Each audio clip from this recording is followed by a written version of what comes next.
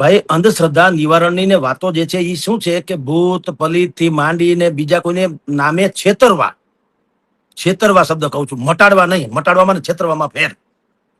તમે કોઈનામાં પ્રેત છે, કોઈનામાં ભૂત છે, કોઈને વળગણ છે, જાદુટોના થયા છે, કોઈને કાંઈ છે, એવો ડખો કરીને તમે એની પાસેથી પૈસા પડાવી લ્યો તો તમારી સામે માથાકૂટ છે. પણ જેમ બાળકને ક્યાંક લાગે, નાનું બાળક હોય એને ક્યાંક પડી આખડી જાય લાગે ને એની માં ખાલી હાથ ફેરવે, દવા નથી આપતી, કેવળ માં એની હાથ ફેરવે અને બાળકને જો સારું થઈ જતું હોય અથવા તો રાહત થઈ જતી હોય તો તમે એને એમ ન કહી શકો કે આ તમારી અંધશ્રદ્ધા છે અને ડોક્ટરને જ બતાવવું પડે, એવું ન હોય. રાજકોટમાં ગઈકાલે જે થયું, બાબા બાગેશ્વરનો દિવ્ય દરબાર લાગેલો, એની ભાષામાં કહું તો, અને દિવ્ય દરબાર અંતર્ગત બાબાએ કીધું કે ભાઈ જેનામાં કઈ એવું પોતાને લાગતું હોય કે એને ભૂત પ્રેત જેવું છે અહીંયા આવો, હું હનુમાનજીને પ્રાર્થના કરું તમારું દુઃખ દૂર થાય. તો જે માનસિક રીતે થોડાક નબળાઈ હોય બિચારા, એને બધું ન હોય તો આવું બધું થાય એમ કરીને 8, 10, 15, 20 જણા ક્યાંકથી આવ્યા, આગળ પાછળથી ધૂણવા માંડ્યા અને એની જે ક્રિયાઓ બધી ચિત્ર વિચિત્ર હોય કરવા માંડ્યા. એમાં એક બેન જે છે એ આક્રમક થઈ ગયા. હવે એ તો બિચારા દેહાભાનમાં હોય કે ન હોય આપણે જાણતા નથી, બધું જાણીએ પરમાત્મા જાણે. એટલે એને રોકવાની કોઈ એક કોશિશ થઈ હોય અથવા તો ગમે તેમ, અથવા તો એ ધૂણના આવેશમાં એને એક પત્રકારને કઈ ઝાપટ મારી દીધી કે એવું કર્યું. પછી પત્રકારને ખબર નહીં કે આ ધૂણે છે ને આવું તેવું, એને એમ થયું કે કોઈ વળી મને ઝાપટ શું મારે, એને પછી ઝાપટ ધબધપાટી કરી. આ એક ઘટના બની. પણ એના કરતા બીજું બેન, આ તો ઠીક છે, ત્યાં જે કેટલીક બેનું દીકરીઓ જે કોઈ રીતે આવતી હતી, એના માવતરની પીડા તમે જુઓ તો ખબર પડે. એ તમારી જેવી જવાન બેન દીકરી કહું છું, એ આમ જમીનમાં આળોટતી આવે, રાડું પાડતી આવે, એના પોતાના વશમાં પોતાનું મન ન હોય એવી હાલતમાં, અને એના હાથ પગ એની માં અને બાપ પકડે, બેટા શાંત થા. તો ભલા માણા એક જાતની છે સ્થિતિ. તમે વિજ્ઞાન કે કોઈ વસ્તુ ન માને, પાગલપન શું છે આપણે અહીંયા પાગલો માટે જે માનસિક, જેને કહી શકાય દિવ્યાંગ, હવે તો એવા શબ્દ વાપરવામાં આવે છે, માનસિક રોગી કે માનસિક દિવ્યાંગ. તો એના માટે છે ને અલગ સ્કૂલ વગેરે છે, નથી હોતા બિચારા માનસિક તો હોય જ છે ને દિવ્યાંગ.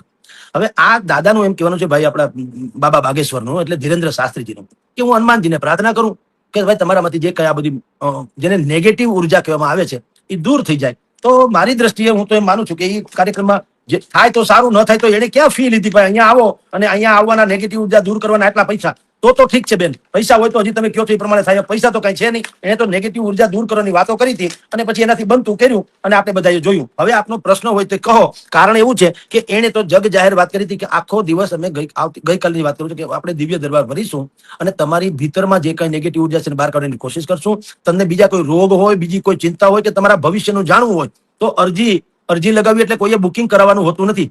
ભાઈ બાબા બાગેશ્વર પોતાની પાસે એક પિત્તળની ગદા રાખે છે, હનુમાનજીની ગદા, નાની એવી. હવે ઈ એમ કે છે કે ये मेरा वाईफाई है जो बहुत हाईफाई है. એટલે ઈ પોતે જ ગદામાંથી જે મેળવતા હોય તે, પણ ઈ તમને વર્ણન કરીને બોલાવે કે ભાઈ 6ઠી રોમાં ફલાણી જગ્યાએ પીળા શર્ટ પહેરેલો ભાઈ કે બાઈ કે બેન કે દીકરી એ ત્યાં બેઠા છે, એને આવું વ્રત લીધું છે કે હું બાબા બાગેશ્વરની ત્યાં ન જાઉં ત્યાં સુધી પાણી નહીં, સવારથી અત્યાર સુધી પાણી નથી પીધા, એના હાથમાં ફલાણું છે, ફૂલ છે કે ધ્વજ છે, ઈ બેન અહીંયા આવી જાય, એનું નામ ઢીકણો બેન કે ફલાણાભાઈ છે. આવું બધું કહીને એને બોલાવે છે. બોલાવ્યા પછી ઈ મંચ ઉપર આવે તે પહેલા, દાખલા તરીકે મારું નામ બોલ્યા હોય, જગદીશભાઈ આવે તો જગદીશભાઈ મંચ ઉપર પહોંચે એ પહેલા જગદીશભાઈની વંશાવળી લખી રાખે, માને હું મુશ્કેલી છે, અત્યારે હું શું વિચારી રહ્યો છું અને ભવિષ્યમાં મારું શું થવાનું છે, બધું એને એડવાન્સ લખી રાખ્યું હોય એમ કહું છું. પછી બેસાડે, બોલો જગદીશભાઈ શું તમારે છે પ્રશ્ન? એટલે હું બાબાને બધી વાત કરું, સાહેબ આમ છે. અને પછી બાબા છે ને તમારી નજર સામે રીત સરી પાછી કાગળ કાઢે કે જુઓ હમણાં તો નથી લખ્યું તો કે ના પેલા લખ્યું તો હવે વાંચું છું, આ હું વાંચું બરાબર છે કે કેમ? તો બરાબર જ નીકળ્યું હોય છે. તો તમે શું કહેશો? તમે ડોક્ટરને એમ ન કહ્યો કે તમે ગંદવાડો કે બીમારી ફેલાવો છો. એટલે ભાઈ બીમાર હોય એના આટલું ડોક્ટર છે. ડોક્ટર આવે પછી એમ ન કહેવાય કે ભાઈ તમે અહીંયા જ્યારથી દવાખાનું નાખ્યું ત્યારથી હું જોઉં છું કે બહુ ભીડ થઈ ગઈ છે, કોઈને કોઈ પ્રકારના દર્દીઓની માટે તમે દવાખાનું હટાવી લો એમ કહેવાય? એટલે ભલામણા દવાખાનું એટલે આટલું હોય છે કે બીમાર લોકો સારા થાય. તો આ નતા બાબા બાગેશ્વરનો દરબાર હતા એટલે નતા ધૂણ્યા, ઈ એના ઘરે ધૂણતા હતા, પોતપોતિકા ઘરે ધૂણતા હતા, ચિત્ર વિચિત્ર વ્યવહાર કરતા હતા, આક્રમક થઈ જતા હતા, કયામાં રહેતા નહોતા, ઘરને આખી ચિંતાનું કારણ હતા, એને અહીંયા લઈ આવવામાં આવ્યા હતા. એમાં બાબાએ કીધું ને કઈ ભૂરકી છાટી ધૂણવા માંડ્યા એવું નતું, તો અમે બેઠા હતા અમે ધૂણ્યા નહીં. જે લોકો વિજ્ઞાનની વાતો કરે છે તો બતાવે વિજ્ઞાન પાસે આવી વ્યવસ્થા હોય તો હાલો જાન છૂટે તો ઈ ધૂણતા માટે હાલો તમે વિજ્ઞાન એમ કહી દે કે ભાઈ અમારી અહીંયા લઈ આવો એટલે કોઈ માણસ ધૂણશે નહીં, અમારી પાસે બધી વ્યવસ્થા છે. તો બાબાની ક્યાં કોઈ જવાની જરૂર છે? માણસને તો ઈલાજ જોઈએ છે. તમે સમજો, કોઈ પણ માણસને કોઈ પણ હિસાબે ક્યાંકથી સાંત્વના મળતું હોય તો સાંત્વના જોઈએ છે. એમ નથી કહેતા બાબા થકી જ જોઈએ છે. અરે તમારી જાણકાર કચ્છમાં તો એક હાજી અલી પીરની દરગાહ છે, એ દરગાહમાં કહેવાય છે કે પાણી છાંટીને એ લોકો કેન્સર મટાડે છે. તો ન્યાય હિન્દુ પણ જાય છે, મુસલમાન તો છોડો, એ તો જતા જ હોય, હિન્દુ સમાજના લોકો પણ જાય છે. બોલો કચ્છમાં મુન્દ્રામાં છે, હવે શું કરી લેશો એને? હવે મટે છે તો છે, ન મટે તેની વાત તેની, પણ અત્યારે મટે છે તો પણ આપણે હું વિજ્ઞાન એમ કરીને ડખો કરવાનો શું મતલબ? જો કોકનું કઈક ભલું થતું હોય તો મારે ને તમને વાંધો હું, મિયા બીબી રાજી તો ક્યાં કરે કાજી, એના જેવી વાત છે કે જયારે ઈ લોકોને વાંધો નથી હોતો તો આપણે વિજ્ઞાનના નામે ડખો કરવાનો મતલબ શું છે? મને તમે કહો. કોઈએ શિકાયત કરી હોય તો કહો કે બાબાએ મને આવી રીતે લૂંટી લીધા તો બરોબર છે. કોઈ કઈ કહેતું તો છે નહીં. બધા પોતપોતાની માન્યતા પ્રમાણે ત્યાં આવે છે, એમાંથી રસ્તો મળે છે અને બધા શાંતિ થઈને વયા જાય છે. તો બેન ખોટું શું મને સમજાવો. મને તો એમ નથી લાગતું કે આમાં તેઓ શ્રી કઈ ખોટું કરી રહ્યા હોય એમ. શ્રદ્ધા અંધશ્રદ્ધા. અચ્છા બેન, તમને હજી કહું, જે કેટલાક લોકો વિજ્ઞાનની વાતો કરે છે, મને તમે કહો વિજ્ઞાન પાસે જે જવાબ ન હોય છતાંય તમે વિજ્ઞાનનો કક્કો પકડી રાખો તો વિજ્ઞાન પ્રત્યેની પણ અંધશ્રદ્ધા ન ગણાય? જે કેટલાક દર્દો છે, ડોક્ટર તમને શું કે છે કે હવે તો તમે થાય એટલી સેવા કરો, હવે આનો કોઈ દર્દનો ઉકેલ નથી. અને એવા દર્દો, માની લો કે કોઈ માણસને ક્યાંકથી પણ રાહત મળતી હોય, ચોટીલાના ડુંગરે જાય, ચામુંડના ડુંગરે જાય, હતાદરમાં જાય, કનકાઈ, બાણે, તુલસીશ્યામ, આમ તેમ, આ તો હજારો વર્ષોથી જેને બેન આજકાલથી હું ને તમે બેદા બે ચાર ચોપડી કોક હું ભણી લીધા તા તો હું પોળો બજાર હાકડી. એટલે ભાઈ આ જગતમાં આમ જ હાલે છે. અન્ન ક્ષેત્ર તમે વિચારતો કરો, તમે ને હું ટેક્સ ભરીએ છતાંય સરકાર બધાને જમવાનું આમ જુઓ તો પૂરું પાડી નથી શકતા. આ સરકારનો દાવો છે, જુદી વાત છે કે અમે 80 કરોડ લોકોને મફત અનાજ આપીએ છીએ, પણ જો એ આપે છે તોય તમે જુઓ આ બધા જેટલા ધાર્મિક સ્થળો મેં તમને નામ ગણાવ્યા, બાણેજ, કંકાઈ, તુલસીશ્યામ, ચોટીલા, આ પરબવાવડી થી માંડીને આ બધા જેટલા છે એટલા અમારા અહીં રાજકોટમાં બોલબાલા ટ્રસ્ટ છે, લ્યો સેમાં સામાજિક સંસ્થા છે, ઈ પર રેકડા લઈ લઈને નીકળે છે, હજારો લોકો રોજ જમાડે છે. તો તમે અનાજ આપો છો તો આટલા લોકો ભૂખા કાં? એટલે જ્યાં ક્યાંય તંત્રથી માંડીને વિજ્ઞાન ન પહોંચે ને ત્યાં કેટલું આધ્યાત્મિક શક્તિ પહોંચતી હોય તો આપણને કોઈ વાંધો નથી. કોકનું ભલું થવું જોઈએ. બાબા જો એમ કહેતા હોય ને કે ભાઈ અહીંયા તમારે આવીને ધૂણતા બંધ કરી દેવાના 1,000 કે 1 લાખ રૂપિયો, અને કોઈ ન ધૂણતા બંધ થાય તો તમે એમ કહો છેતરપિંડી. હાવ નેરા મફતમાં. એક બેન તો ગઈકાલે આવ્યા હતા, એને પૂછ્યું કે બેટા તારો ઠીક છે, બિચારા રડતા હતા, એની પોતાની વ્યથા હશે. પછી કીધું તમે એક વખત ત્યાં આવો, મધ્યપ્રદેશમાં થોડીક વધારે વિધિ કરવી પડે એમ છે, તમે આવો. એને કીધું અમે ગરીબ માણસ છીએ, રજાઈ મળે નહીં એક તો કારખાનામાંથી, અને ત્યાં આવવાના પૈસા નથી. બાબાએ પોતાની જોડીમાંથી 60-70 રૂપિયા કાઢ્યા અને આપ્યા, અને બીજું ત્યાં ઓડિયન્સમાં જેટલા બેઠા હતા એ બધાને કીધું, એમાં મેઇન દાતા હતા, ધારો કે આ કથાના આયોજક હતા, એને કીધું કે ભાઈ તમે કથાના આયોજનમાં તો પૈસા નાખ્યા છે, હજી અહીંયા આવો, ઉપર આવો, પૈસા લેતા આવો, આ બેનને આપો. હવે બેનની જોડી એમાં ભરાઈ ગઈ, 2.5-3 લાખ રૂપિયા તો થઈ ગયા ઓન ધ સ્પોટ. બોલો, અમને કીધું જગદીશભાઈ તું આવો 500 રૂપિયા દો.